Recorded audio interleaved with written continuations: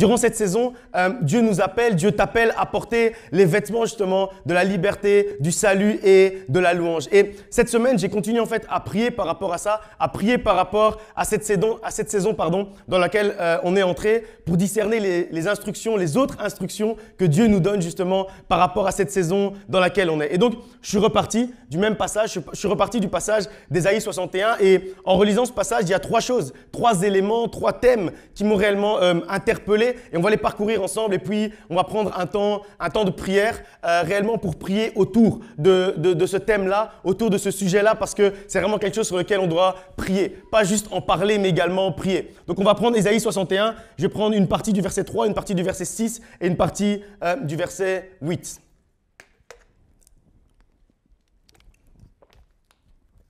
Ésaïe 61, verset 3, la fin.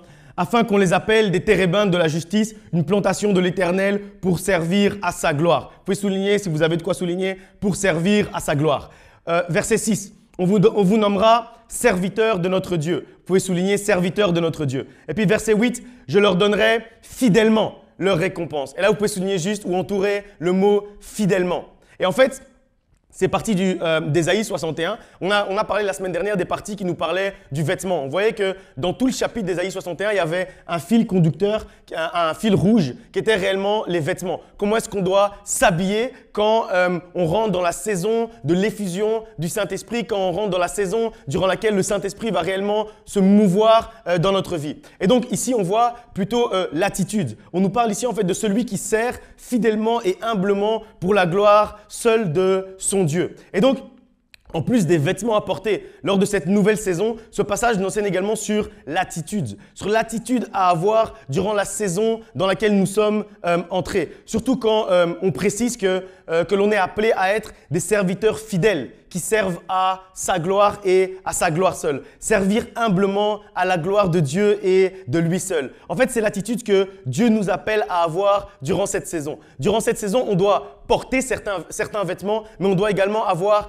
certaines attitudes. Et vous savez, les vêtements, c'est une chose, mais l'attitude, c'est aussi très important. On peut porter un vêtement, mais pas avoir l'attitude de ce vêtement-là. On peut porter un vêtement militaire, mais pas avoir l'attitude d'un militaire. Donc, personne va vraiment nous prendre au sérieux si on dit qu'on est un soldat. On peut porter pour un déguisement, pour le carnaval, je ne sais pas, on peut porter quelque chose qui ressemble à un vêtement de policier. Mais si on n'a pas l'attitude du policier, personne ne va nous prendre au sérieux. Tout le monde va voir, même si on porte les vêtements, tout le monde va voir que si on n'a pas l'attitude qui va avec ce vêtement-là, on va voir que c'était juste pour jouer. On va voir que c'était juste en fait pour faire semblant, pour se déguiser durant le carnaval. Et nous, en fait, les vêtements que Dieu nous appelle à porter, ce n'est pas un déguisement. Ça veut dire qu'on ne doit pas se déguiser avec le salut. On ne doit pas se déguiser avec la délivrance. On ne doit pas se déguiser avec la liberté. On ne doit pas se déguiser avec la joie. On ne doit pas se déguiser avec la louange. On doit réellement porter ces vêtements-là. On doit réellement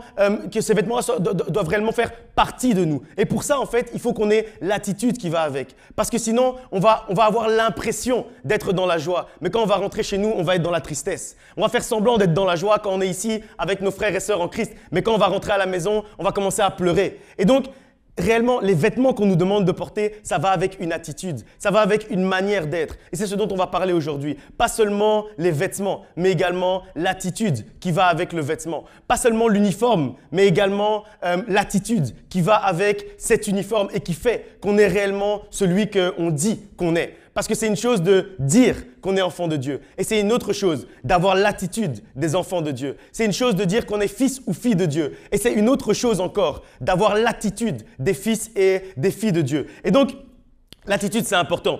Et il y a une certaine attitude quand on porte certains vêtements. J'ai dit tout à l'heure que quand on porte les vêtements du policier, du soldat, etc., mais c'est la même chose avec tous les métiers. Quand tu portes l'uniforme de ton travail ou que tu es en pyjama, tu ne vas pas te comporter de la même manière. Tu vas te comporter différemment. On ne se comporte pas de la même manière quand on porte l'uniforme d'un soldat ou d'un policier ou d'un pompier, je ne sais pas, ou quand on porte des vêtements de sport. Et humainement, c'est normal. Mais spirituellement, c'est exactement la même chose. Avec le vêtement vient également une attitude. Et Dieu nous appelle à porter certains vêtements durant cette saison. Et ça, donc, ça nous a été révélé clairement la semaine dernière. Si vous n'étiez pas là, je vous invite, je ne vais pas refaire toute la prédication, je vous invite à aller tranquillement écouter ça, mais ces vêtements sont accompagnés également d'une attitude. Et c'est ce dont on va parler aujourd'hui, l'attitude qui va avec le vêtement, l'attitude qui va avec le nouveau manteau, l'attitude qui va avec le vêtement qui lui va avec la saison dans laquelle on est. On va lire Jean au chapitre 3 à partir du verset 22 jusqu'au verset 32. Jean chapitre 3, versets 22 à 32. Après cela, Jésus, accompagné de ses disciples, se rendit dans la terre de Judée. Et là, il demeurait avec eux et il baptisait. Jean aussi baptisait à Hénon, près de Salim, parce qu'il y avait là beaucoup d'eau et on y venait pour être baptisé. Car Jean n'avait pas encore été mis en prison.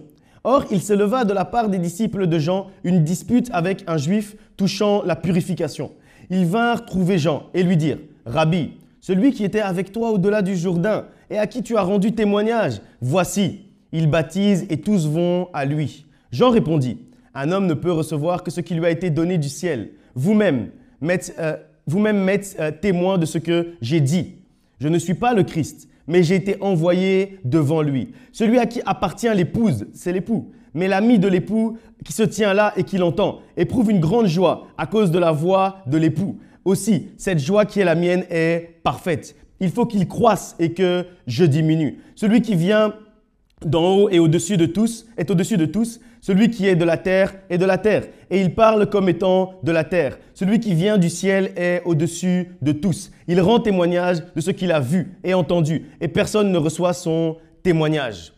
Je trouve cette discussion entre Jean-Baptiste et ses disciples vraiment très intéressante et très interpellante justement par rapport à l'attitude des enfants de Dieu, l'attitude qui suit l'effusion du Saint-Esprit. Vous savez, il y a des gens dans l'église, ou plutôt, parce que pas dans l'église avec une majuscule, plutôt je vais dire dans le milieu chrétien, qui sont exactement comme les disciples de Jean ici. Ils ont une attitude qui est exactement pareille à ça, qui aiment en fait faire des problèmes et toujours venir avec des problèmes, des disputes, des querelles sur tous les sujets possibles et imaginables. Et chaque fois en fait qu'ils vous appellent, c'est pour parler de quelqu'un. Ou alors c'est pour critiquer quelque chose, c'est pour critiquer une œuvre, c'est pour critiquer une église, c'est pour médire sur quelque chose. Et à chaque fois en fait que vous entendez parler d'eux, c'est pour faire justement un problème. Il n'y a jamais rien de positif qui sort par rapport à ça. Et à chaque fois que vous entendez leur voix, c'est pour dire quelque chose de négatif. Comme ici, les disciples de Jean qui viennent vers Jean pour se disputer à cause de la purification.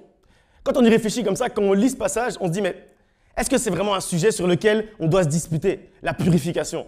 Est-ce que c'est vraiment un sujet sur lequel on va commencer à rentrer en querelle, la purification? Pourtant, les disciples de Jean, c'est ce qu'ils sont en train de faire. Et à ce moment-là, quand Jean va entendre ce qu'ils sont en train de faire, à ce moment-là, il avait deux possibilités.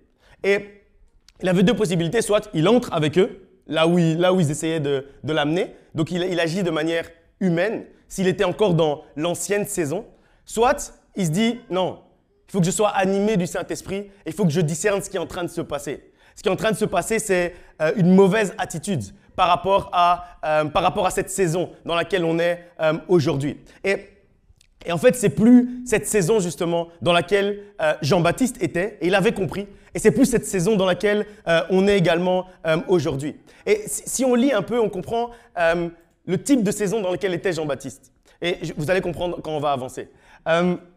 Jean-Baptiste, il baptisait à cet endroit-là. Ce passage nous dit dans la Bible, chaque mot est important.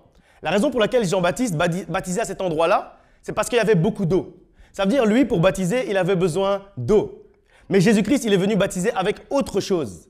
Et donc, lui, il n'avait pas besoin d'être à cet endroit-là où il y avait beaucoup d'eau. Et donc, Jean-Baptiste, lui, il avait compris qu'en fait, il n'était plus dans la saison où il y avait besoin de baptiser avec de l'eau. Parce qu'on avait besoin de se baptiser avec autre chose. Et cette autre chose-là, c'est exactement la saison dans laquelle nous également, on est entrés aujourd'hui. Et donc, quand je dis qu'on n'est plus dans la saison des disputes, quand je dis qu'on n'est plus dans la saison des querelles, quand je dis qu'on n'est plus dans la saison même des titres, quand on dit mais en fait Jean-Baptiste, c'est toi qui dois baptiser puisque c'est ton nom, c'est ton titre Baptiste. Donc c'est à toi de baptiser. Et en fait, il a compris lui que non, en fait on n'est plus dans cette saison-là. On n'est plus dans la saison où on est en train de chercher qu'on m'appelle Baptiste, on m'appelle celui qui est capable de baptiser. Parce qu'on ne porte plus les vêtements des disputes. On ne porte plus les vêtements des querelles. On porte les vêtements de la paix. C'est ça qu'on a dit la semaine dernière. On ne porte plus les vêtements du péché et de la médisance. On porte sur nous le manteau de la délivrance et de la liberté. Dans cette saison,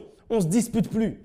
Dans cette saison, on ne fait plus de querelles. Dans cette saison, on ne se critique plus parce qu'on n'a plus le temps. On n'a plus le temps pour ça parce qu'on doit être nous-mêmes libres et on doit renvoyer libre. Et quand on est occupé à être libre et à renvoyer libre, on n'a plus le temps pour la critique. On n'a plus le temps pour la querelle. On n'a plus le temps pour la dispute. Dis un peu à quelqu'un qui est à côté de toi, dans cette saison, on ne se dispute plus. Parce que je crois qu'il n'a pas compris. Dans cette saison, on ne se querelle plus. Dans cette saison, on n'a plus de problème. Parce que cette saison, c'est la saison de la liberté. Parce que cette saison, c'est la saison de la délivrance. Et Jean-Baptiste, lui, il avait compris. Il avait compris que la saison du baptême d'eau, elle était déjà passée. La saison où on avait besoin d'être à l'endroit où il y a beaucoup d'eau pour se baptiser, elle était passée. Il avait compris que maintenant, c'était la saison du baptême de l'Esprit. C'était maintenant la saison du baptême du Saint-Esprit. Ça veut dire que Jésus-Christ, lui, il n'avait pas besoin d'aller là où il y a beaucoup d'eau. Parce qu'il n'avait pas besoin d'eau pour baptiser. Ce dont il avait besoin, c'était du Saint-Esprit. Et en fait, Jean-Baptiste, il avait compris que ses disciples à lui, ils étaient encore dans la saison de l'eau. Alors que Jésus-Christ était déjà entré dans la saison du Saint-Esprit. Et en fait, c'est pour ça que lui, Jean-Baptiste, il cherchait là où il y avait des points d'eau pour pouvoir baptiser. Mais Jésus-Christ, il n'avait pas besoin d'eau pour baptiser. Et en fait, à ce moment-là, Jean-Baptiste, il a compris que non pas seulement lui doit rentrer dans cette nouvelle saison, mais ses disciples aussi devaient rentrer dans la nouvelle saison. Et réellement, nous, on est entrés aussi dans cette saison. Depuis l'effusion du Saint-Esprit à la Pentecôte, on est rentré dans la saison du Saint-Esprit.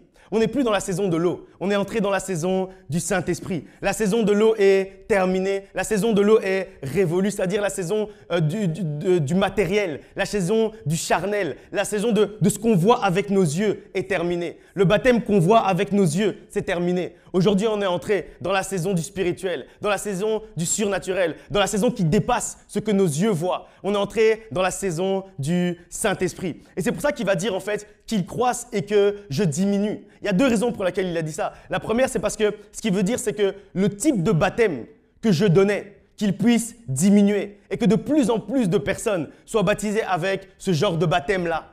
Que les gens arrêtent de venir vers moi pour être baptisés avec l'eau, alors qu'ils peuvent aller vers Jésus-Christ pour être baptisés avec le Saint-Esprit. Et nous aussi, on doit comprendre que la saison de l'eau, elle est terminée et que réellement, on est entré dans la saison du Saint-Esprit. Et ce que Jean-Baptiste dit là, à ce moment-là, en fait, c'est que l'eau puisse diminuer et que l'Esprit puisse grandir. Que le visuel puisse diminuer et que l'invisible puisse augmenter. Que le naturel puisse diminuer et que le surnaturel puisse augmenter. On n'est plus dans la saison de l'eau, on est entré dans la saison de l'Esprit. Et c'est pour ça en fait qu'on doit porter des autres vêtements. C'est pour ça qu'on doit porter des autres manteaux. Parce qu'on ne se met pas dans le Saint-Esprit de la même manière dont on se mettait dans l'eau avant. Dans l'eau, on se mettait avec un certain manteau. Dans l'eau, on avait une certaine attitude. Mais dans le Saint-Esprit, on a une autre attitude. Dans le Saint-Esprit, on porte des autres vêtements. Donc, si quelqu'un vient vers toi, si quelqu'un vient vers vous dans un esprit de querelle ou pour critiquer quelqu'un ou pour médire sur une œuvre ou pour médire sur une église, peu importe, je ne sais pas quoi, dis-lui seulement, mon ami, je t'aime beaucoup, vraiment, je t'aime de tout mon cœur. Mais moi, je ne suis plus dans cette saison. La saison dans laquelle tu essayes de m'amener là, moi, je ne suis plus avec toi. Moi, je ne suis plus avec toi dans cette saison-là. Fais comme Jean-Baptiste et dis-lui, mon frère, je ne suis plus dans la saison de l'eau. Je suis dans la saison du Saint-Esprit. Et si tu veux, tu peux m'accompagner aussi. Parce que la semaine dernière, on a lu que quand on porte ces vêtements-là, quand on est dans cette saison-là, il y a 10 personnes qui vont tenir le vêtement, le pan de notre vêtement pour essayer de nous accompagner. Parce qu'ils vont dire, exactement, Dieu est avec eux. Parce qu'ils marchent justement dans cette saison-là. Ils vont dire non, mais il faut que je le tienne, il faut que je le dérange. On a lu la semaine dernière, c'était dans Ézéchiel. On a lu que quand on rentre dans cette attitude-là, quand on rentre avec ces nouveaux vêtements-là, il y a des gens qui tiennent nos vêtements. Des gens qui ne connaissent pas ce que nous, on connaît. Ils tiennent les vêtements et ils disent mais moi, je veux sortir de l'eau, je veux entrer dans le Saint-Esprit. Moi, je veux sortir de la saison de l'eau. Je veux sortir de la saison du naturel. Je veux entrer dans la saison du Saint-Esprit. Je veux entrer dans la saison du surnaturel. Amène-moi là où je peux aller chercher le Saint-Esprit. Et en fait, les disciples de Jean, au lieu de venir pour critiquer, pour médire, etc., sur ce que Jésus-Christ était en train de faire, ce qu'ils auraient dû dire à Jean, c'est Jean, Baptiste, je vais tenir ton manteau pour que tu m'amènes là où il n'y a pas d'eau, mais là où il y a le Saint-Esprit. Mais eux, en fait, ils étaient en train de se raccrocher à l'ancienne saison. Ils étaient en train de s'accrocher au naturel, à la saison de l'eau. Ne reste pas accroché à la saison de l'eau quand Dieu veut te faire entrer dans la saison du Saint-Esprit. Ne reste pas attaché à la saison des symboles et du visible quand Dieu veut t'amener dans la saison du surnaturel et de l'invisible. C'est ce vers quoi Dieu est en train de nous amener tous les jours de notre vie. Et fais comme réellement Jean-Baptiste. Fais comme Jean-Baptiste et comprends en fait. Même si on vient te parler, comme là ils sont venus lui parler, lui dire, c'était des bruits en fait. Mais il faut parfois être capable de faire abstraction du bruit et justement juste entendre la voix de Dieu. Et quand on fait abstraction du bruit et qu'on entend la voix de Dieu, alors on parle comme Jean-Baptiste a parlé. Non, vraiment, le message de Jean-Baptiste qu'il a donné là, c'est vraiment… on ne parle pas beaucoup des prédications de Jean-Baptiste, si vous regardez. Mais là, ce qu'il a dit là, à ce moment-là, c'est vraiment fort. Moi ça m'enseigne réellement, personnellement. La saison de l'eau est passée. On est entré dans la saison du Saint-Esprit. Si on était encore dimanche dernier, c'était le bon moment pour dire que ce n'était pas une prédication. Mais bon, c'est quand même une prédication aujourd'hui. Aujourd'hui, ce n'est pas la même chose. Au verset 30, on lit un passage qu'on connaît assez bien d'ailleurs, mais on ne connaît pas bien le contexte. C'est pour ça que j'ai voulu lire vraiment tous les passages qui l'entourent, le verset 30. On a l'habitude d'enseigner justement ce passage-là aux nouveaux convertis. Mais ce qui est intéressant quand on dit « il faut qu'il croisse et que je diminue ». Mais ce qui est intéressant ici, c'est de comprendre et d'assimiler aussi qui est en train de prononcer cette phrase. C'est que c'est Jean-Baptiste qui prononce cette phrase-là. Pas un nouveau converti, mais un homme de Dieu affermi. Un homme de Dieu affermi dans la parole, dans la prédication, dans l'édification. Un prédicateur qui, comme le dit le verset 25, avait même des disciples qui le suivaient. Et donc, le fait que ce soit lui, Jean-Baptiste, qui prononce ces mots-là, ça nous enseigne. Vous savez, dans la Bible, les mots qui sont mentionnés nous enseignent. Mais qui prononce ces mots-là nous enseigne également. Et le moment où il prononce ces mots-là nous enseigne également. Et donc, le fait que ce soit Jean-Baptiste qui dise que Jésus croisse et qu'il diminue, ça nous montre que ce message, il n'est pas seulement pour le début de la vie chrétienne. Ce n'est pas seulement un enseignement qu'on doit recevoir au début de la vie chrétienne. C'est un message qui est actuel pour l'Église. Ce n'est pas un verset pour les nouveaux. C'est un verset pour toi également. C'est un verset pour moi également. C'est un verset pour chacun d'entre nous. Parce que, justement, en fait, plus on avance dans la vie chrétienne, plus on a besoin de ce passage-là, plus on a besoin de ce message-là, plus on a besoin de dire que Jésus-Christ puisse croître, que Dieu puisse croître à l'intérieur de nous et que nous puissions diminuer. Parce qu'à un moment, justement, on arrive au moment où est arrivé Jean-Baptiste à ce moment-là. Et beaucoup d'entre nous, justement, sont déjà passés par ces moments-là. Donc, c'est important de se rappeler de ce message continuellement et quotidiennement. Le moment dont je parle, c'est celui où les gens, comme je disais tout à l'heure, viennent nous glisser des mots doux dans l'oreille. Viennent commencer à dire, regarde celui que tu as… Vous avez vu comment ils ont commencé? Ils disent, celui que tu as baptisé hier, maintenant c'est lui qui baptise. Comme pour dire ton petit. Celui que toi t'as formé, c'est toi qui l'as baptisé. Et maintenant, il essaye de prendre ta place. Ce petit-là avec qui tu marchais. Et en plus, ils disent, toi, tu lui as fait du bien, puisqu'ils disent, celui de qui tu as rendu témoignage. Comme pour dire, mais regarde, toi, tu avais dit des bonnes choses de lui. Et lui, maintenant, il essaye de devenir Jésus le Baptiste. Mais ils n'avaient pas compris qu'en fait, Jésus ne voulait pas devenir Jésus le Baptiste. Il voulait devenir Jésus-Christ. Il voulait devenir Jésus qui sauve. Lui, il ne voulait pas devenir Jésus le Baptiste. À aucun moment, il a demandé qu'on l'appelle Jésus le Baptiste. Le Baptiste, ça a toujours été Jean. Personne ne voulait prendre la place de Jean-Baptiste. Mais eux, les disciples de Jean, comme ils voulaient trop le protéger, comme ils voulaient trop être gentils avec lui, comme ils voulaient trop le caresser dans le sens du poil, ils sont venus avec cet esprit-là. En fait, c'est un esprit de séduction avec lequel ils sont venus à ce moment-là. Et en plus, ils rajoutent après ça, ils rajoutent encore. Tout le monde va vers lui. Tout le monde le suit. Et je crois vraiment que le moment où ils sont venus dire ça, c'était la raison. Allez, quand on lit vraiment le passage, le contexte, quand on regarde la concordance, quand on lit aussi les histoires non écrites de la Bible, on comprend un peu mieux ce qui s'est passé à ce moment-là. En fait, ce qui s'est passé, c'est que d'habitude, Jean-Baptiste, vous connaissez, avant que Jésus-Christ commence son ministère, il baptisait, il y avait des foules.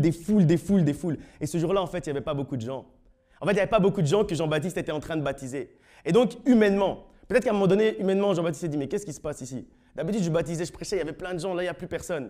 Et après, ses disciples, ils viennent dire, ouais, tu sais, en fait, ils ne sont pas ici parce qu'ils sont là-bas. Parce qu'ils sont là-bas avec Jésus, qui veut se faire appeler Jésus le Baptiste en plus. Il veut prendre ta place. Et c'est ça, en fait, qui s'est passé. Et après, donc, quand ils viennent là, ils touchent la chair. Là, ils touchent la chair de Jean-Baptiste parce qu'il vient, c'est comme si je viens aujourd'hui, je suis moi et mes enfants dans l'église. Je dis, oh, bon. Je sais pas, ils sont partis autre part. Mais c'est pas grave. Et à ce moment-là, charnellement, tu te dis, oh, mais qu'est-ce qui se passe? J'ai fait quelque chose de mal. Et donc, il était déjà touché, le fait de voir avec ses yeux peu de gens. Et après, il rajoute à ça dans ses oreilles. Il lui rajoute qu'en fait, tu sais, il est là-bas, là. Il est là-bas, là où il n'y a pas beaucoup d'eau, parce que lui, on ne comprend pas avec quoi il baptise. C'est pour ça qu'il se dispute sur la purification. Il se dispute sur la purification parce que Jésus-Christ, il est en train de purifier sans eau. Et en fait, ils sont en train de se disputer avant même déjà d'arriver vers Jean-Baptiste. Ils sont déjà en train de se disputer, en train de dire mais comment c'est possible que lui, il dit qu'il est en train de purifier les gens? Il n'y a même pas d'eau là où il baptise. C'est n'importe quoi. C'est contre l'enseignement de notre maître. Donc on va aller le balancer. Donc on va aller dire, je voulais dire une bêtise. Je vais dire, comment on dit en fait quelqu'un qui balance.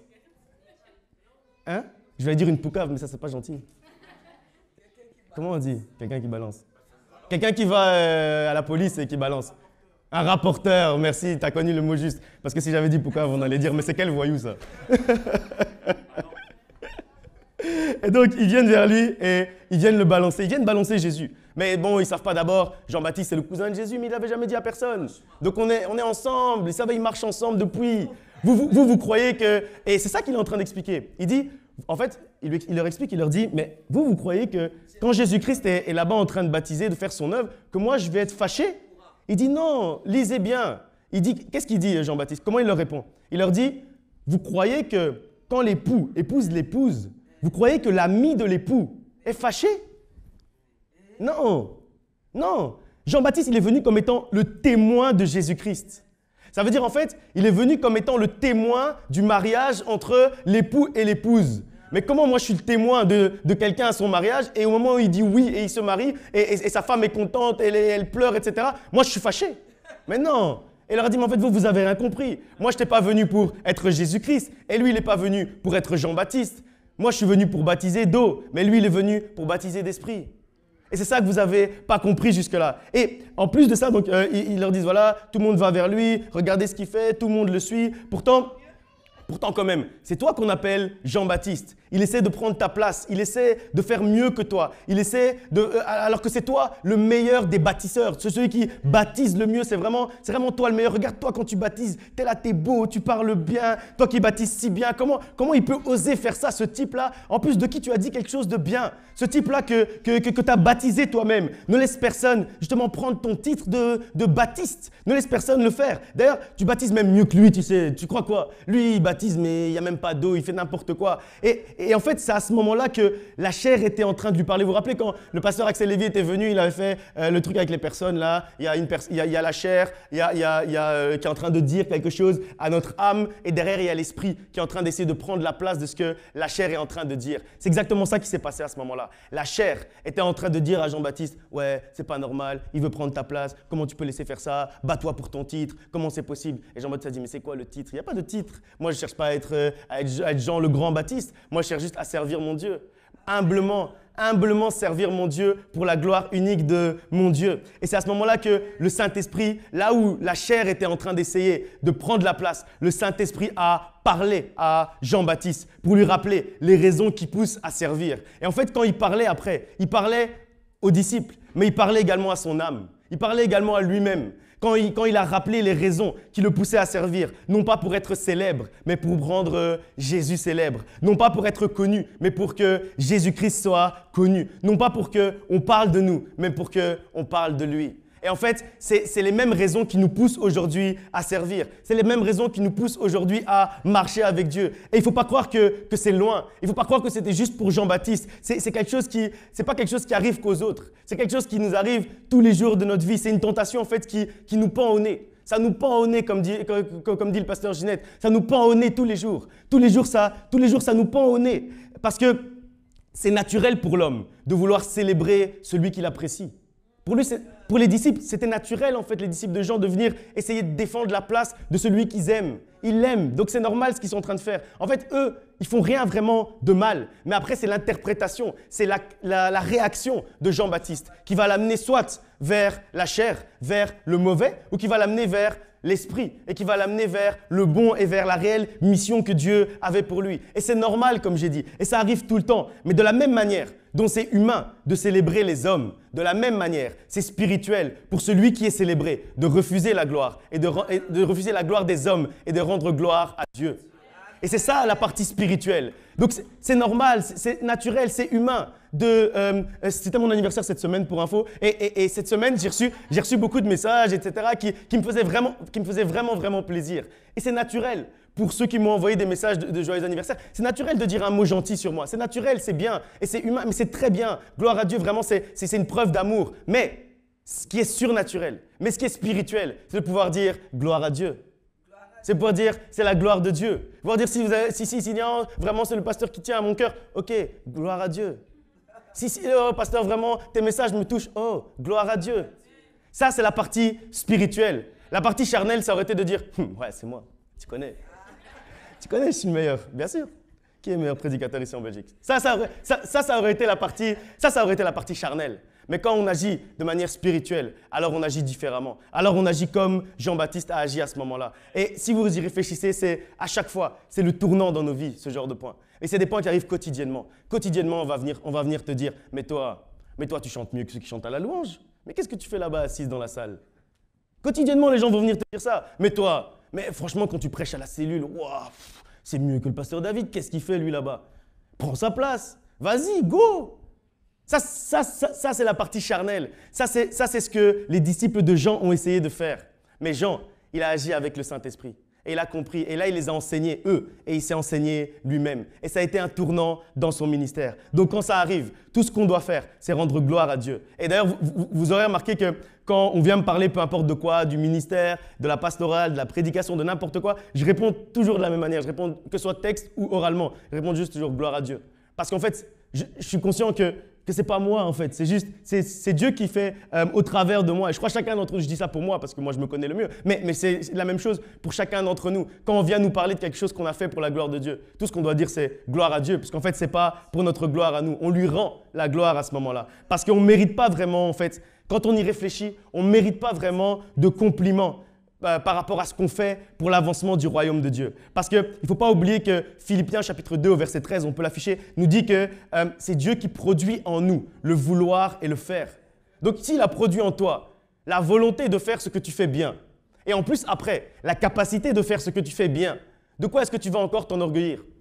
Tu vas encore t'enorgueillir de quoi? Ton orgueil va encore monter. Pourquoi? S'il a fait en toi, s'il a produit en toi et le vouloir et le faire. Si on avait dit qu'il avait produit juste le vouloir, ça voulait dire que, ok, tu avais déjà la capacité à l'intérieur de toi, mais tu n'avais pas envie juste. Ou si on avait dit qu'il avait produit juste le faire, on aurait dit, ouais, mais tu avais déjà la volonté, il te manquait juste l'étincelle, la capacité pour le faire. Mais on ne dit pas ça. On dit qu'il a produit en nous et le vouloir et le faire. Et c'est pour ça en fait que, après ça en plus dans le passage, on ajoute encore une troisième chose, un troisième point. On dit qu'il l'a fait selon son bon plaisir. C'est selon son bon plaisir qu'il crée le vouloir et le faire. Donc ça veut dire qu'en fait, c'est par sa grâce, comme nous disait Ésaïe chapitre 61. C'est par sa grâce et sa grâce seule qui produit en nous le vouloir et le faire. Ça veut dire que même la volonté de faire le bien vient de lui. Même la volonté de me tenir aujourd'hui devant vous vient de lui.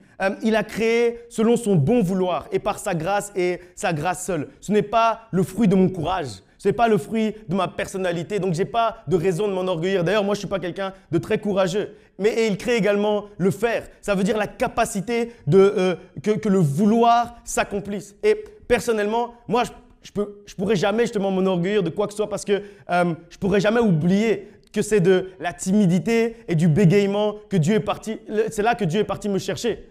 Donc, je sais très bien que la timidité, ça m'empêchait d'avoir le vouloir. Et le bégaiement, ça m'empêchait de le faire. Donc moi, je n'avais pas la possibilité de monter devant les gens et de commencer à parler. D'abord, j'avais la timidité qui me faisait que je n'avais pas le vouloir. Et en plus, j'avais le bégaiement qui faisait que je n'avais pas le faire. Donc de toute façon, je ne savais rien faire. Et je ne pouvais pas faire ça. Et donc, quand je réfléchis au fait que de là où Dieu m'a tiré, je me dis, mais j'ai aucune raison d'être orgueilleux pour ça. J'ai aucune raison d'être orgueilleux s'il y a 3 amen pendant que je suis en train de prêcher. J'ai aucune raison de devenir orgueilleux parce que la semaine dernière, on a fait ensemble, ce n'est pas une prédication, c'est une révélation. C'est rien ça. J'ai pas besoin de devenir orgueilleux pour ça parce que c'est Dieu qui a créé en moi le vouloir le faire. Parce qu'avant, j'étais timide, donc je n'avais pas le vouloir. Je peux vous dire que j'avais aucune envie de me tenir ici devant vous. Je peux vous dire que j'avais aucune capacité de me tenir ici devant vous. Mais pourtant, c'est Dieu qui a créé en moi le vouloir et le faire. Et il a suscité ça à l'intérieur de moi. Donc si je me tiens devant vous, c'est parce qu'un jour, il a créé en moi le vouloir en retirant ma timidité. Et ensuite, il a créé en moi le faire en arrangeant ma prononciation. Et donc, tout ça, c'est pour que la gloire lui revienne à lui-même. C'est pour ça que la parole de Dieu nous dit qu'il va chercher ce qui est vil pour les hommes. Parce que si ceux qui sont… D'ailleurs, moi j'ai encore beaucoup d'amis avec qui j'étais en primaire et qui me disent, mais quand on écoute tes prédications, parce qu'ils aiment bien, ils ne sont pas vraiment chrétiens, mais ils aiment bien écouter mes prédications quand même. Donc je leur envoie souvent les podcasts et tout ça. Et ils disent, mais toi tu parles comme ça depuis quand? Parce que nous on était quand même en primaire avec toi, on t'a vu quand même bégayer dans les exposés. On t'a vu quand même. D'où toi maintenant tu as envie de tenir devant les gens et de parler comme ça? Ça n'existe pas, ce David-là, il n'existe pas. Mais c'est Dieu qui a créé ce David-là. Il n'existait pas avant. Il n'avait ni le vouloir, ni le faire. Mais c'est Dieu qui a créé en lui ça. 1 Corinthiens chapitre 10, verset 31 nous dit « Soit donc que vous mangiez, soit donc que vous buviez, soit donc que vous fassiez quelque autre chose, faites tout pour la gloire de Dieu. » Et c'est là en fait où on voit que même dans les petites choses, on n'a pas de raison d'être orgueilleux. Même quand tu cuisines bien, tu n'as pas de raison d'être orgueilleux. Parce qu'on dit ici que même quand tu manges, même quand tu fais un truc aussi bête que manger, tu vas dire, ah, moi je mange bien, moi je ferme la bouche quand je mange, je suis très distingué. Il n'y a pas de raison de dire ça. Parce qu'en fait, même manger, même boire, c'est Jésus-Christ qui a créé ça à l'intérieur de toi. Quelque autre chose, quelques petites autres choses, c'est pour la gloire de Dieu. Et aujourd'hui, justement, malheureusement, beaucoup vont tomber dans le piège de la gloire humaine. Beaucoup vont tomber dans le piège de chercher la reconnaissance par l'intermédiaire du ministère. Parce qu'ils n'ont pas trouvé la reconnaissance autre part. Ils n'ont pas trouvé la reconnaissance, je ne sais pas, dans le travail. Ils n'ont pas trouvé la reconnaissance dans leur famille, dans la position qu'ils ont dans leur famille, j'en sais rien. Ils n'ont pas trouvé la reconnaissance dans leurs amis. Et donc, comme ils n'ont pas trouvé la reconnaissance dans ces choses-là, alors, ils ont cherché la reconnaissance dans le ministère. Et notre époque, vraiment, c'est criant. Parce qu'en fait, c'est tellement, tout le monde peut être exposé facilement, exposé dans le sens, on peut les voir facilement. Et donc, au lieu juste de chercher la gloire de Dieu, au lieu juste de chercher la face de Dieu, on commence à chercher notre propre gloire et notre propre visage. Que notre propre visage soit beau. Et donc, on commence à afficher notre visage partout en grand comme ça, avec un verset écrit en petit. Mais en fait, quand on voit la photo, on voit que votre visage. Pas vous, pardon. On voit que leur visage, je voulais dire. Je parlais pas de vous, évidemment. Et c'est pour ça, en fait, que beaucoup n'ont même plus, en fait, et ça, c'est quelque chose que je déplore réellement, et là, c'est vraiment sérieux. Beaucoup n'ont même plus, en fait, de relation avec Dieu. Quand on parle avec certaines personnes, on comprend, en fait, que l'époque dans laquelle on est, c'est une époque qui met en exergue le paraître. Ça veut dire que beaucoup de chrétiens, ils prient même plus dans leur chambre. Ils prient même plus juste pour être devant la face de Dieu. Ils prient même plus juste pour communiquer avec leur Dieu. En fait, si ce n'est pas devant une caméra, si ce n'est pas devant un smartphone, on n'ouvre même plus la Bible et on prie même plus. Parce qu'au moment où on prie, il faut qu'on nous voit prier quand même. Si je prie quand même, il faut que quelqu'un me voie. Si je lis la Bible, il faut que quelqu'un me voie quand même. Ça sert à quoi de prier si on ne me voit pas? Ça sert à quoi de lire la Bible si personne ne me voit? Ça sert à quoi que je connaisse un passage si je ne le dis pas à quelqu'un que… En fait, tu sais, je connais le passage par cœur. Je le connais très bien. On lit la Bible non plus pour méditer et connaître et découvrir notre Dieu. On lit la Bible pour montrer aux autres qu'on connaît mieux qu'eux et qu'on maîtrise mieux qu'eux. Mais ce n'est pas ce à quoi Dieu nous appelle. On médite même plus, dans cette époque ici, on médite même plus la parole de Dieu par soif de découvrir notre Créateur et nous approcher de lui. Mon père est là, on peut lui demander ce que je faisais dans la voiture il y avait 17 minutes entre notre maison et l'école secondaire où j'allais. Demandez-lui ce que je faisais dans la voiture. Et pourtant, à cette époque-là, je n'avais aucune ambition de prêcher, comme je vous ai dit. J'étais timide et je bégayais. Aucune raison de prêcher. Je n'étais pas en train de préparer des prédications. Sur le chemin, chaque jour, j'avais une Bible pour la maison, j'avais une Bible pour la voiture. Chaque jour, sur le chemin, je lisais la Bible. Pas pour préparer une prédication. Pas pour que quelqu'un sache que je connaissais un verset. Non, j'en parlais même pas de ce que je lisais. Personne ne sait de ce que je lisais dans cette voiture-là. Si je faisais semblant de lire, personne n'allait savoir. Mais Dieu, lui, savait. Et je m'approchais de Dieu. Et je prenais ces 17 minutes-là jusqu'au moment où on arrivait devant le feu rouge, devant le GPH. Juste au moment où on arrivait devant le feu rouge, j'avais la Bible toujours ouverte. Au moment où je voyais, oh, on est arrivé, je ferme vite la Bible, je la dépose dans la portière, comme ça je l'ai quand je rentre encore pour pouvoir lire. Oui. Parce qu'en plus, je n'aimais pas parler, comme je vous ai dit, j'étais timide, donc c'était parfait pour moi. Quand mes frères et sœurs étaient en train de parler dans la voiture, moi je ne parlais pas comme ça, personne ne me pose de questions, personne ne me pose si j'ai étudié pour mon contrôle, personne ne me pose de questions, ils savent seulement que je lis la Bible. Ça m'arrange, ça arrange tout le monde et moi je m'approche de Dieu. Mais il n'y avait pas de caméra ce jour-là dans la voiture. Là, je vous raconte ça, si je veux, j'invente n'importe quoi. Heureusement, mon père est là, vous pouvez dire non, il ne ment pas puisqu'il est là quand même. Mais sinon, s'il n'était pas là, je raconte ça, peut-être vous allez dire, mais il ment en fait. Qu'est-ce qu'on en sait, nous, ce qu'il faisait dans la voiture il y a 20 ans? Ouais. Mais pourtant, c'est une réalité. Il n'y avait pas de caméra, il n'y avait même pas de smartphone. Il y avait des Nokia 3310. Moi, je suis vieux quand même. Et donc, tout ça pour dire vraiment, sérieusement, qu'on doit méditer la parole de Dieu, non pas pour être vu, non pas pour montrer aux gens qu'on connaît, mais pour nous-mêmes et pour notre relation avec Dieu, pour nous reconnecter avec Dieu. Parce qu'on en a besoin, en fait. Parce qu'on a une soif, on a faim de lui. Et moi, à chaque fois que je prie avec mes enfants, je demande qu'ils prient pour que Dieu puisse faire grandir en eux une soif de la parole de Dieu et une faim de Dieu. Et moi, chaque jour, je prie pour ça aussi, parce qu'on n'est jamais arrivé au bout. On n'est jamais arrivé au bout de la soif de Dieu et de la faim de Dieu et de la faim de la parole de Dieu. C'est pour ça qu'en fait, chaque jour, il faut cultiver ça. C'est pour ça que je disais que c'est quelque chose de quotidien et de continuel. Il faut continuer tout le temps avec ça, parce qu'on n'est jamais arrivé au bout. Et si on se contente en fait de lire la Bible, si je me contente de lire la Bible quand je viens ici pour prêcher, mais je vais commencer à venir ici, là, je vais rebégayer comme avant. Hein. Là, sérieusement, mais bien sûr, c'est normal. C'est normal. Et Dieu, il va dire, mais toi, je te connais que le samedi. Toi, du lundi au vendredi, je te connais pas, on ne se parle pas, tu lis pas la Bible, tu me connais pas. Et le samedi soir, tu viens, tu crois que tu vas avoir une prédication, feuille blanche. Bien sûr, hein. Mais évidemment, qu'est-ce que vous croyez? C'est comme ça. Alors que, allez, la vraie prédication, le vrai travail qu'on fait, là, c'est la pointe de l'iceberg, c'est 2% du ministère. Ce qu'on fait, c'est jeûner, prier au quotidien, toute la semaine. Et à un moment donné, il y a quelque chose qui va arriver, peut-être le mardi, peut-être le mercredi, peut-être le vendredi. En vrai, on ne prépare pas vraiment la prédication. En fait, quand on vous dit on a préparé la prédication, mais ça c'est pour faire un raccourci. On ne prépare pas vraiment. En fait, on a une relation avec Dieu. Et à un moment donné, ça vient pendant la relation avec Dieu. C'est ça, en fait, qui se passe, tout simplement. Parce que c'est juste le fruit, c'est juste le résultat qu'on est en train de voir. Mais la base, la fondation de tout ça, peu importe le ministère que vous exercez, je ne parle pas seulement de la prédication, peu importe le ministère que vous exercez, la base, la fondation, la partie la plus grande de l'iceberg, en fait, c'est la relation avec Dieu. En fait, c'est ce que tu vas tisser avec ton Dieu. En fait, c'est quand tu vas prier sans raison, quand tu vas prier quand tu n'as rien à demander, quand tu vas prier quand tout va bien dans ta vie.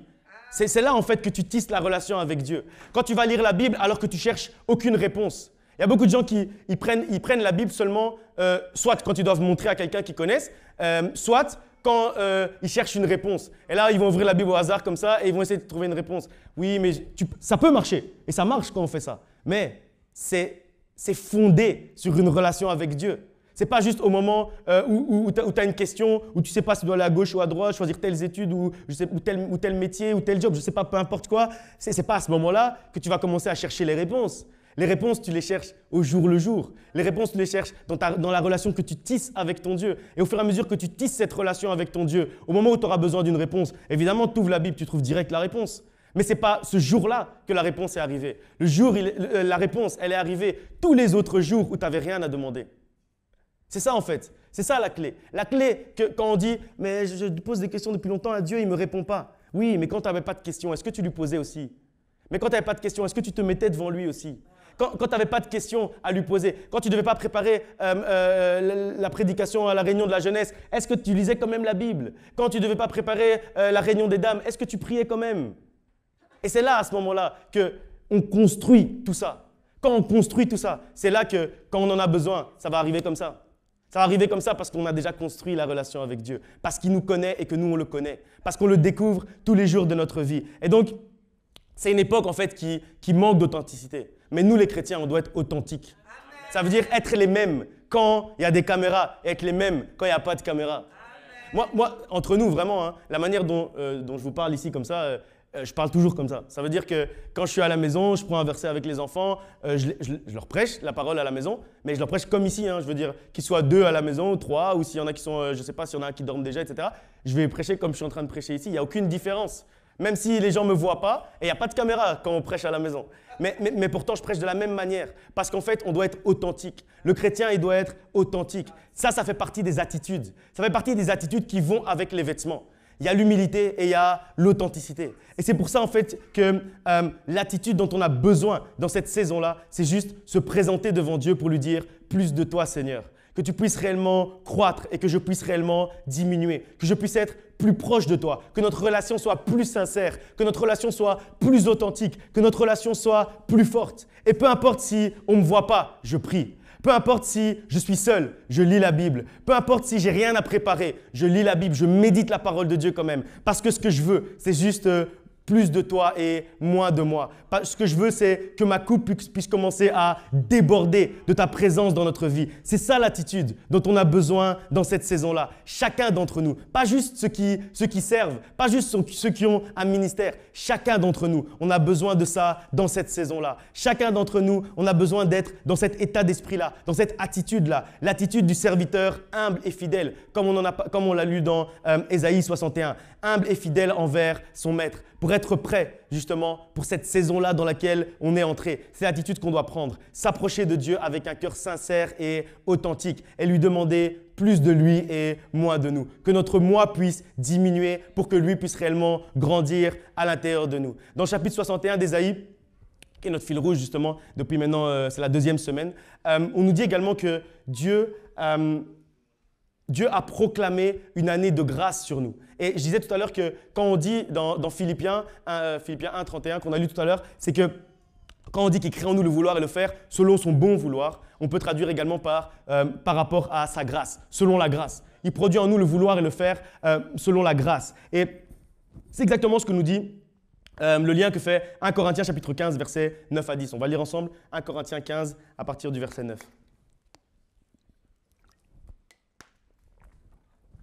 C'est l'apôtre Paul qui parle. « Car je suis le moindre des apôtres. Je ne suis pas digne d'être appelé apôtre parce que j'ai persécuté l'Église de Dieu. Par la grâce de Dieu, je suis ce que je suis. Et sa grâce envers moi n'a pas été vaine. Loin de là. J'ai travaillé plus que eux tous. Non pas moi, toutefois, mais la grâce de Dieu qui est avec moi. » J'aime bien vraiment la manière dont l'apôtre Paul il a retranscrit comme ça. Parce qu'en fait, il aurait pu barrer en fait « j'ai travaillé plus que eux tous ». C'est comme si en fait, il parle en fait à ce moment-là. C'est comme s'il se reprend. Il dit « j'ai travaillé plus que tous ». Non, pardon, je voulais dire « non pas moi, mais la grâce de Dieu agissant en moi ». C'est comme si en fait, il se rend compte qu'à ce moment-là, il s'était trompé. Et j'aime bien aussi quand il dit qu'il est le moindre des apôtres, il n'est pas digne d'être appelé apôtre parce qu'il a persécuté l'Église de Dieu. Ça veut dire qu'en fait, ce qu'il dit à ce moment-là, il dit je sais d'où Dieu m'a tiré ». Comme je vous disais tout à l'heure, moi, je ne suis pas digne d'être appelé prédicateur parce que je sais que réellement, le David, là, le vrai, lui, en fait, il est timide et il est bègue. C'est comme ça qu'on dit. Et il est bègue. Donc lui, il n'est pas digne d'être appelé prédicateur. Et c'est ça, en fait, que l'apôtre ici dit. Il dit, en fait, je sais d'où Dieu m'a tiré. Je ne suis pas digne d'être appelé apôtre. Lui, le plus grand des apôtres. Lui qui est la référence des apôtres. Lui qui est le modèle que prennent tous les apôtres. Lui, il est en train de dire, je ne suis pas digne d'être appelé apôtre. Et il dit, par la grâce de Dieu, je suis ce que je suis. Et après, il dit, non pas que cette grâce ait été vaine, mais j'ai travaillé plus que les autres. Et puis après, il se reprend et dit, non. Là, j'ai parlé du vouloir, mais je dois dire aussi que celui qui fait à l'intérieur de moi, c'est également la grâce de Dieu. Ce qui fait que je puisse faire ce que je fais, ce n'est pas seulement que je suis ce que je suis par la grâce de Dieu. Je fais ce que je fais par la grâce de Dieu également. Et c'est ce qu'il dit en fait dans ce passage. Il dit que par la grâce de Dieu, je suis ce que je suis. Et par la grâce de Dieu, on est ce qu'on est et on fait ce qu'on fait. Nos capacités, nos qualités et la volonté d'exercer ces capacités et ces volontés-là. Tout cela, en fait, découle de la grâce de Dieu qui est répandue sur nous. Comment ne pas être humble quand on comprend que tout ce qu'on est, mais également que tout ce qu'on fait, que toutes les actions qu'on pose résultent de la grâce de Dieu déversée dans notre vie. Toutes nos réussites proviennent de la grâce de Dieu. Chaque fois qu'on nous dit félicitations pour quelque chose, en fait, ça découle de la grâce de Dieu. Et au verset 2, l'apôtre Paul va même jusqu'à dire, comme j'ai dit tout à l'heure, qu'il est le moindre des apôtres, alors que vous savez très bien qu'il est considéré comme la référence. Et là, en plus, il écrit à une église. Ça veut dire qu'il est en train d'écrire à une église dans laquelle il y a des apôtres, et les apôtres, là, ont pris exemple sur lui. Et il est en train de leur dire à eux, je suis le moindre d'entre vous. C'est ce genre d'attitude d'humilité que Dieu attend de nous. Être capable de dire, je suis le moindre d'entre nous parce que je sais d'où Dieu m'a tiré. Et donc un jour, il s'est réellement rendu compte au moment où il a écrit cette lettre-là. Et on sent en fait dans la manière dont il écrit, on sent que ce n'est pas au début qu'il s'est rendu compte, ce n'est pas avant d'écrire, c'est en cours d'écriture qu'il se rend compte en fait. Au fur et à mesure qu'il est en train d'écrire, au fur et à mesure en fait qu'il est en train de prêcher au peuple de Dieu, lui-même il est en train de se prêcher à lui-même. Comme Jean-Baptiste tout à l'heure. Là, il est en train de se prêcher à lui-même, puisque même il se corrige, mais il n'a pas barré. Pour que ça soit retranscrit quand même. Et qu'on se rende compte que même quand on est au niveau de l'apôtre Paul, on a encore des choses à apprendre. Même quand on est au niveau de l'apôtre Paul, Jésus est encore en train de nous parler, de nous enseigner. Parce qu'il s'est trompé en fait dans ce passage. Il y a une erreur. Il dit, j'ai travaillé plus que tous. Après, il dit, non, parce que sinon ils vont croire que c'est grâce au travail. Il faut que je précise. Non pas moi toutefois, mais la grâce de Dieu agissante en moi. Malgré qu'il soit la référence de ceux à qui il est en train de parler. Malgré qu'il soit la référence de ceux à qui il est en train de parler. Et donc il écrit, par la grâce de Dieu, je suis ce que je suis et je fais ce que je fais. Et c'est la phrase en fait qui définit le mieux le serviteur humble et fidèle dont nous parle Ésaïe 61. Et chaque chrétien, chacun d'entre nous, on devrait pouvoir dire, par la grâce de Dieu, je suis ce que je suis et je fais ce que je fais. Parce qu'alors ça veut dire que Dieu a grandi à l'intérieur de nous, comme nous disait Jean-Baptiste tout à l'heure, et que notre moi a diminué, qu'on a diminué au maximum et que Jésus-Christ a grandi au maximum dans notre vie. On va lire un dernier passage avant de clôturer et de prier ensemble dans 2 Corinthiens chapitre 12 versets 9 à 10.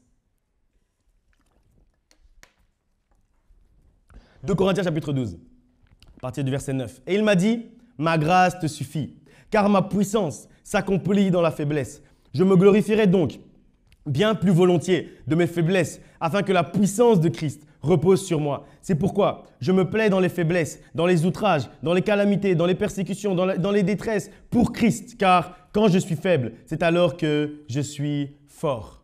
La grâce de Dieu déversée sur nous est suffisante. C'est ce que nous dit ce passage. La grâce de Dieu nous suffit. On n'a besoin de rien de plus dans notre vie. On n'a besoin d'aucune autre capacité, d'aucun autre courage, d'aucune autre volonté si ce n'est la grâce de Dieu. Et c'est quand on se rend compte que sans cette grâce, on n'est rien, que sans cette grâce, nous ne sommes rien, qu'on est alors le plus fort possible. Parce qu'on laisse toute la place à Dieu. On ne laisse pas une partie en disant « Ouais, mais cette partie-là, je suis quand même fort, je vais continuer à le faire. » Et l'autre partie, tu peux prendre la place. Mais on laisse toute la place à Dieu. Et j'ai l'habitude de dire, dans les différents enseignements, études bibliques et tout ça, que chaque être humain a été créé comme un vase avec une quantité déterminée. Et en fait, c'est un peu pour tout en fait, ça fonctionne pour tout. Si on remplit ce vase de foi, il n'y a plus de place pour l'incrédulité. Si on remplit ce vase de paix, il n'y a plus de place pour la peur. Si on remplit ce vase de joie, il n'y a plus de place pour la tristesse. Et en fait, on est créé comme un vase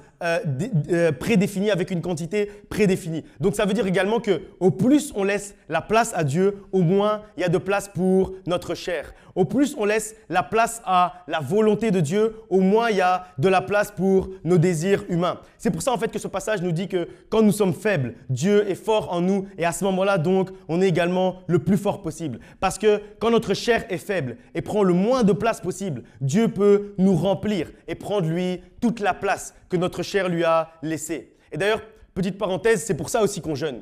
La raison pour laquelle on jeûne, c'est pour que notre chair diminue. Et ensuite, on dit que le jeûne, ce n'est pas un régime. Ça veut dire que ce n'est pas juste arrêter de manger.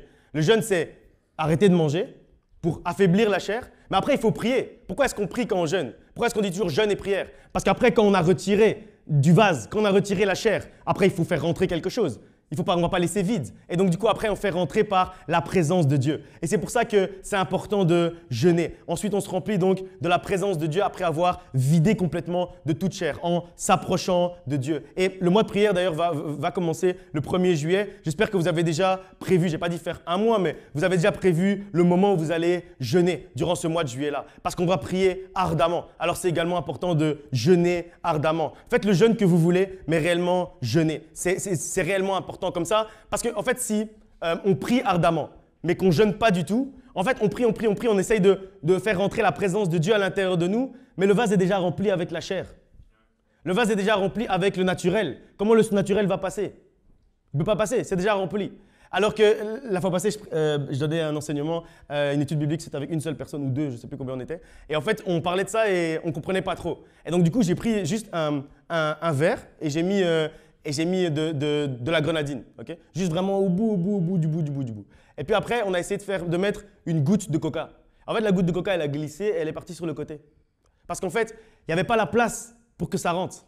Donc en fait, si on est rempli, donc ça fonctionne dans les deux sens, si on est rempli de la présence de Dieu, il n'y a pas la place pour que la chair puisse venir nous déranger. Si on est rempli de la foi, il n'y a pas la place pour que l'incrédulité puisse venir dans notre vie. Si on est rempli du Saint-Esprit, il n'y a pas la place pour que nos désirs humains puissent venir essayer de mettre une petite goutte même de désir humain. Ça va juste, vous voyez, quand un verre est rempli, ça fait comme une bulle comme ça au-dessus. Et en fait, quand ça fait ça, ça veut dire que si on met une goutte, elle ne va pas rentrer jusqu'en bas, elle va juste couler sur le côté. Parce qu'elle n'a pas la possibilité de rentrer parce que le vase est déjà rempli. Il faut que notre vase soit rempli de la présence de Dieu. Et alors, on n'aura plus de possibilité d'avoir des petites gouttes. Même une petite goutte de chair ne pourra pas passer. Et moi, je ne suis pas un grand fan d'imposer les moments et les types de jeûnes qu'il faut faire parce que moi, je considère vraiment que ça doit faire partie des habitudes du chrétien. Dans les habitudes standards du chrétien, il y a la prière, il y a lire la Bible, méditer la parole de Dieu, il y a aimer évidemment les gens qui sont autour de nous, il y a faire du bien autour de nous et il y a le jeûne régulier. Ça fait partie en fait de notre vie, ça fait partie de nous en fait. Et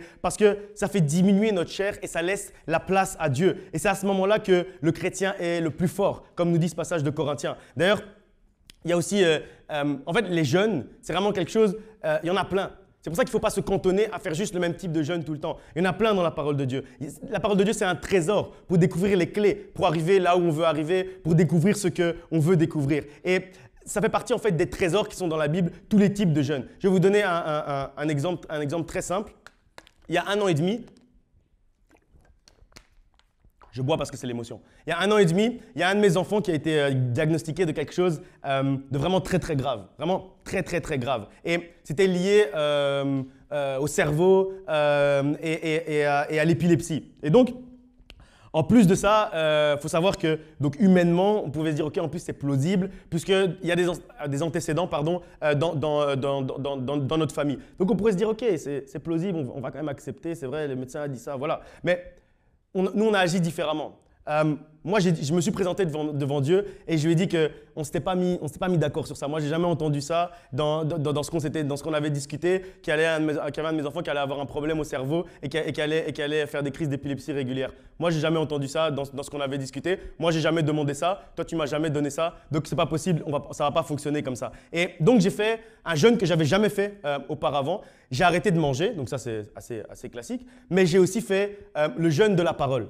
Et la raison pour laquelle j'ai fait ce jeûne-là de la parole, c'est parce que le jeûne de la parole, il est lié justement au bien-être de nos enfants. Je vais m'expliquer. En fait, c'est le jeûne qui a été imposé à Zacharie avant la naissance de Jean-Baptiste. Pourquoi? Pour éviter qu'ils disent que c'est impossible que cet enfant va naître, tu es déjà vieille et tout ça, comment c'est possible que l'enfant va naître? Pour éviter qu'ils puissent dire ces bêtises-là, Dieu a mis sur lui, l'ange de Dieu plutôt, l'a obligé, lui a imposé le jeûne de la parole. Et quand on parle souvent, justement, on dit des bêtises. La parole de Dieu nous dit que celui qui parle beaucoup pêche beaucoup. Et donc, dans une situation comme ça va vite de dire et de proclamer des choses à cause de notre découragement. Évidemment, j'étais triste. Évidemment, j'étais pas bien. Et donc, ça aurait été rapide. Si j'avais pas fait ce jeûne de la parole, ça aurait été rapide, en fait, de prononcer des mots qui auraient été à l'encontre du plan de Dieu pour la vie de mon enfant. Et donc, j'ai dit à Dieu, concentrez-vous, c'est juste un enfant qui pleure, dit.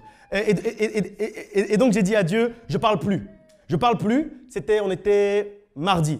J'ai dit je parle plus, mais sache quand même que dimanche je dois prêcher. Donc, et j'invite personne. Et je prends aucune alternative. Le pasteur Ginette est là, d'ailleurs elle est venue dormir à la maison à ce moment-là. Et c'était pas facile pour elle parce qu'elle me posait des questions. Je disais parce qu'en fait je voulais pas parler. Parce que j'avais dit que je parlais pas sur cette situation-là. Et encore une fois, elle est là, donc comme ça, vous pouvez vérifier si c'est vrai ou si c'est pas vrai. Et j'ai dit à Dieu, je prends pas d'alternative pour dimanche. Ça veut dire la seule option, c'est la guérison. Parce que s'il n'y a pas la guérison, moi, il n'y a pas de problème. Je vais à la chaire et je regarde les gens dans les yeux. Parce que j'ai fait le jeûne de la parole, donc je n'allais pas parler. Donc je venais comme ça, je vous regardais pendant 20 minutes et après, j'allais m'asseoir. Elle dit, mais qu'est-ce qu'il fait ce type? J'allais faire ça. Mais vraiment, en fond de moi, je vous dis, moi je suis quelqu'un comme ça, j'étais vraiment convaincu. J'avais fait le vœu à l'Éternel, j'avais dit, tant que l'enfant n'est pas guéri, mais vraiment guéri, c'est pas guéri, il a arrêté de faire la crise, non. C'est guéri, vraiment, on a un document qui dit, c'est terminé. C'était pas ça en fait, on s'était trompé, on avait vu ça dans le cerveau, mais non, en fait, l'ombre a disparu du cerveau. Et c'était ça que je voulais. Moi, c'est pas une histoire de dire, j'ai la foi qu'il est guéri, mais je le vois toujours faire des trucs. Non, moi, c'est pas sur ça qu'on s'était mis d'accord. Non, pas du tout. Donc du coup, j'ai fait le jeûne de la parole et j'ai dit à Dieu, Seigneur, la seule option, c'est la guérison. Parce que s'il n'y a pas l'option de la guérison là, à toi de gérer le culte de dimanche. Parce que moi, en tout cas, je vais me poser là et je vais regarder les gens droit dans les yeux. Je vais lire aucun verset de la Bible. Et là, on va voir. Et là, maintenant, on va voir. Et donc, je mangeais pas, comme j'ai dit. Je parlais pas. Tout ce que je faisais, c'était prier, dormir. Prier, dormir. J'avais même arrêté de travailler. Prier, dormir. Et vous savez, si vous avez jamais entendu parler de cette histoire-là qui date d'il y a plus de 18 mois, si vous n'avez jamais entendu parler de cette histoire-là, c'est parce que jusqu'à aujourd'hui, c'est justement parce qu'avant le samedi, l'enfant était guéri de quelque chose dont on ne guérit pas. Il était guéri de quelque chose dont on ne guérit pas. Et comme je vous dis, moi ce n'est pas les histoires de dire ouais, j'ai la foi, il est guéri, ça va, j'ai la foi qu'il est guéri, c'est bon, je reprends ma vie normale. Non. Moi, on a un document comme ça où on a la radio, où on voit un truc dans le cerveau, et puis on a la radio où il n'y a plus le truc là.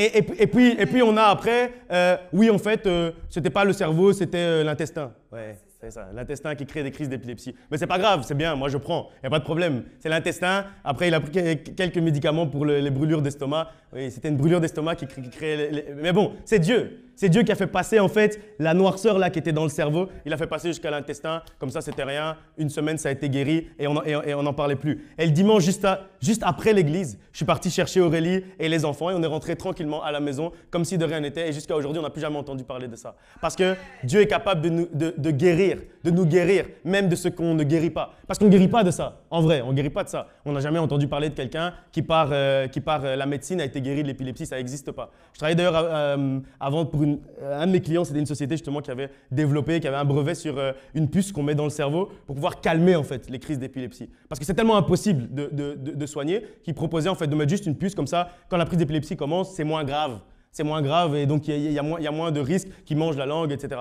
Et donc, on ne guérit pas de ça. Mais Dieu, quand on a une vraie relation avec lui, quand on a des vrais accords avec lui, là on peut lui dire non, je crois à mon avis, il y a un malentendu, on ne s'est pas bien compris. Il y a un malentendu depuis tous les jours où je suis en train de prier là, tous les jours où je mets mes genoux au sol. En fait, c'est pour que mes enfants aillent bien aussi. Donc, je ne te demande pas que mes enfants aillent bien quand on prie. Moi, je veux juste m'approcher de toi. Moi, je cherche juste à être proche de toi. Je ne te demande rien du tout.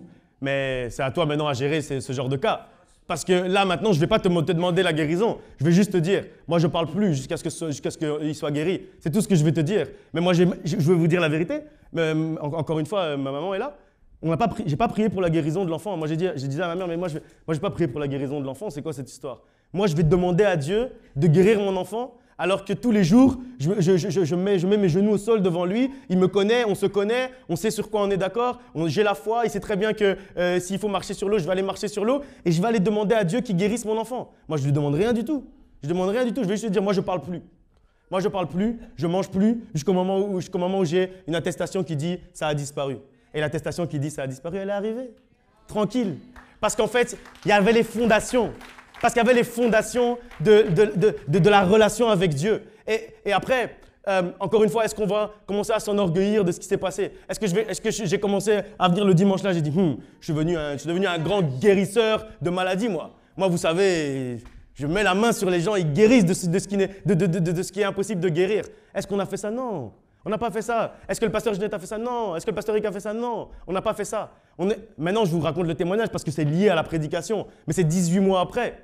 C'est 18 mois après que je vous parle de ça parce que c'est lié à ce dont on est en train de parler. C'est lié à l'importance d'avoir une relation forte avec Dieu. C'est lié à l'importance d'avoir une communion avec Dieu. Et à ce moment-là, vos problèmes, vous ne devez même pas demander à Dieu la solution parce que vous n'êtes pas mis d'accord sur ça. Et vous connaissez tellement bien l'un et l'autre. Vous savez ce sur quoi vous vous êtes mis d'accord. Et quand réellement on comprend ça, c'est ce genre de miracle qu'on vit au quotidien. Je pourrais raconter plein de miracles comme ça. Je pourrais en raconter plein qui sont arrivés dans ma propre vie. Et c'est la raison pour laquelle on doit faire le choix de laisser Dieu prendre toute la place. Comme l'a dit Jean-Baptiste, qu'il croisse et que je diminue. Parce qu'alors, quand réellement, lui, il peut grandir à l'intérieur de nous et que nous, on diminue. Après, on est tranquille.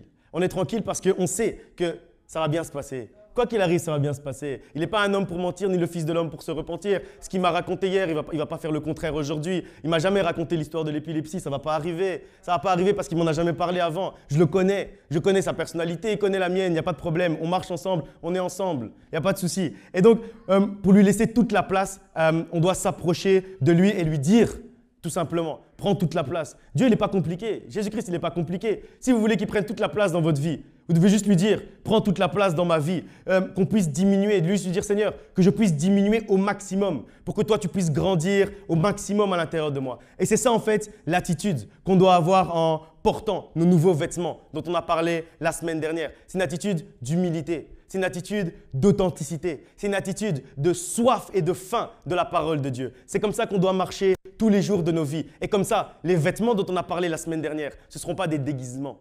Parce qu'en fait, si tu ne marches pas avec cette attitude-là, les vêtements dont on a parlé la semaine dernière, le manteau dont on a parlé la semaine dernière, ça va juste être un déguisement. Tu vas juste faire semblant en fait. Mais tu vas juste avoir quelque chose sur toi, mais si moi demain, je vais commencer, je sais pas, si demain je viens ici et je porte un vêtement de la police, vous savez très bien que je ne suis pas un policier. Vous le savez très bien, je n'ai pas l'attitude, je n'ai pas la manière d'être. Vous savez très bien que je ne suis pas un policier. Ça va être exactement la même chose. Si on ne joint pas l'attitude aux vêtements, ça va être exactement la même chose. Il y a une attitude à avoir en portant certains vêtements. Sinon, ces vêtements-là deviennent un déguisement. Et là, justement, on perd en authenticité. Et ce dont j'ai parlé tout à l'heure, ceux qui n'ont pas réellement de relation avec Dieu, mais quand les gens les voient, là où ça devient les grands sacrificateurs, ça, en fait, ça existe depuis la nuit des temps, ça existe depuis le début du christianisme, on les appelait les pharisiens.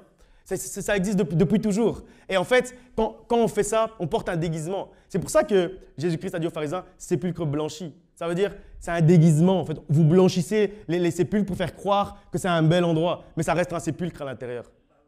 Malheureusement. Et donc, c'est pour ça en fait que il ne faut pas porter ces vêtements-là comme des déguisements. Il faut les porter avec l'attitude du Fils de Dieu, avec l'attitude de la fille de Dieu, avec l'attitude du serviteur humble, fidèle et authentique. Et si on marche de cette manière-là, avec l'attitude du serviteur qui a soif de Dieu, qui a faim de la parole de Dieu, à ce moment-là, on verra réellement des prodiges et des miracles dans notre vie. Et réellement, il y a une attitude à avoir durant cette saison-là. Ce n'est plus la saison pour chercher les titres. C'est plus la saison pour chercher les positions. C'est plus la saison où l'Église n'est plus dans la saison des jeux politiques. Tu prends l'Église, tu la mets là-bas, tu fais comme ça. Ah, on m'a dit que je ne pouvais pas être, je ne sais pas, tel niveau, directeur de je ne sais pas quoi dans l'Église. Pas de problème. On était aux églises de Dieu, maintenant on va aux assemblées de Dieu. Après, on prend là-bas, on devient une Église indépendante parce que là, on se sent plus fort. Non, on n'est plus là.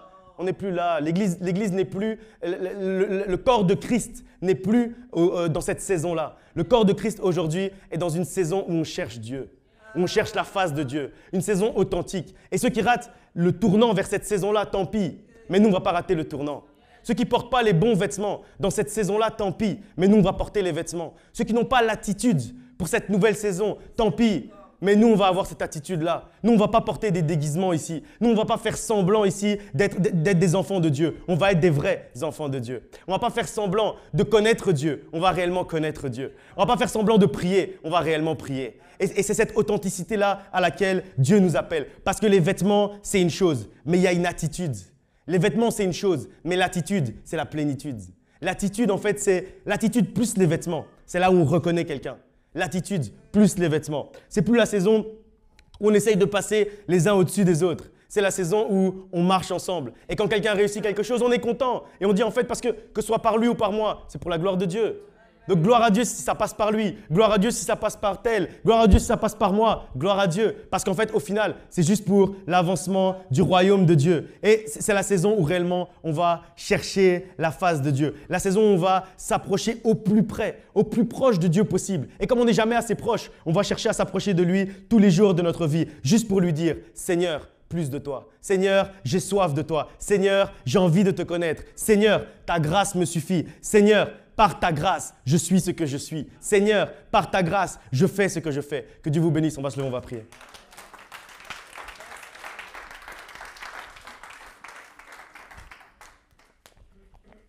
On va faire cette prière ensemble. Réellement, on va prier.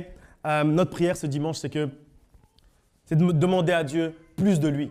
Plus de toi, Seigneur, moins de moi. Plus du Saint-Esprit, moins de la chair. Prends réellement toute la place. C'est ce qu'on va dire à Dieu maintenant. Prends réellement toute la place.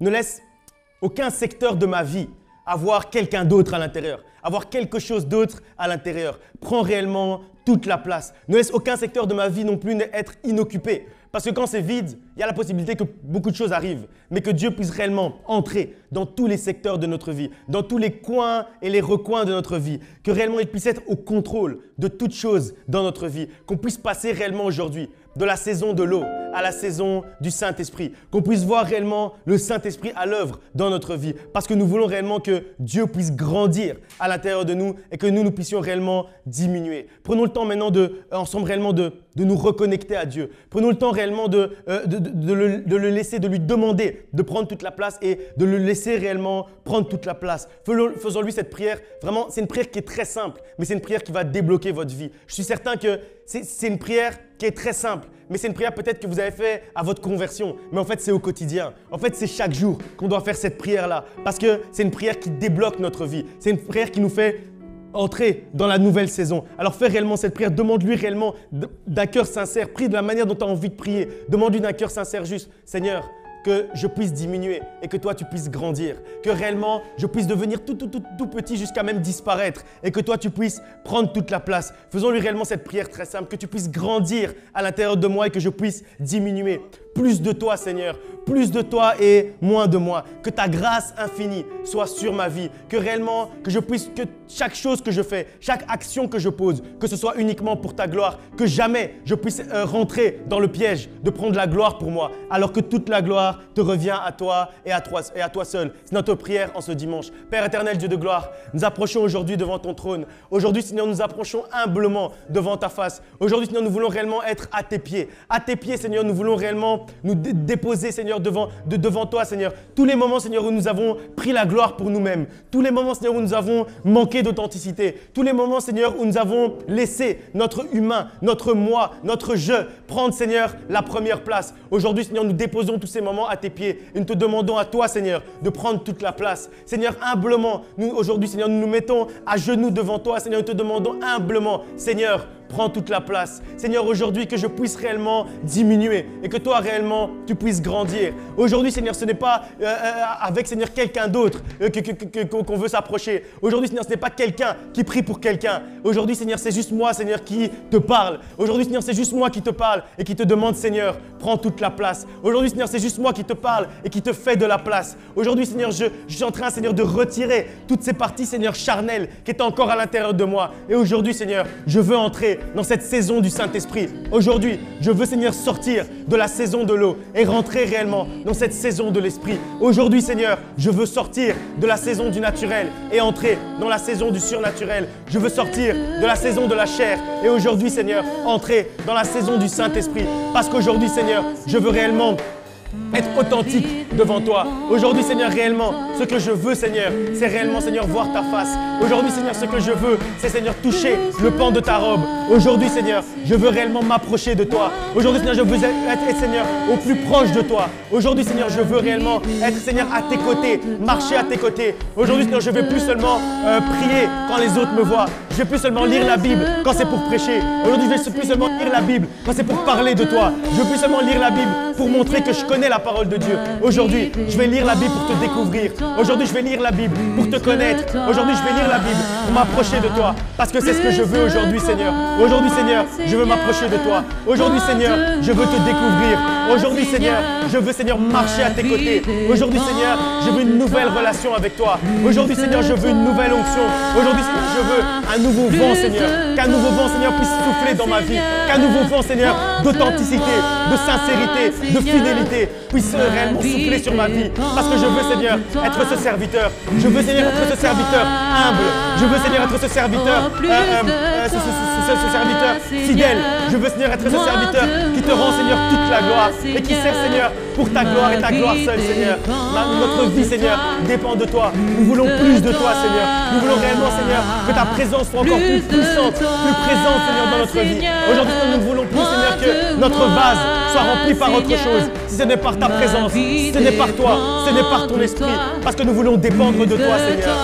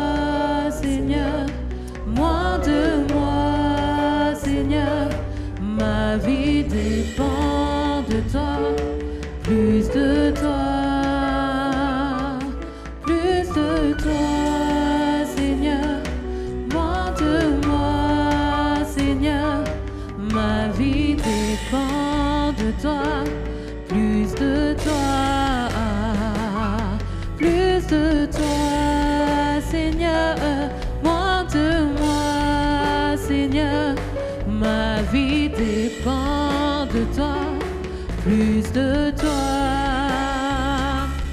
plus de toi, Seigneur, moins de moi, Seigneur. Ma vie dépend de toi, plus de toi, plus de toi, Seigneur, moins de moi, Seigneur. Ma vie dépend de toi, plus de toi, plus de toi, Seigneur, moins de moi, Seigneur. Ma vie dépend de toi, plus de toi, plus de toi, Seigneur, moins de moi, Seigneur. Ma vie dépend de toi, plus de toi, plus de toi, Seigneur, moins de moi, Seigneur. Ma vie dépend de toi, plus de toi, plus de toi, Seigneur, moins de moi, Seigneur. Ma vie dépend de toi, plus de toi, plus de toi, Seigneur, moins de moi, Seigneur. Ma vie dépend de toi, plus de toi.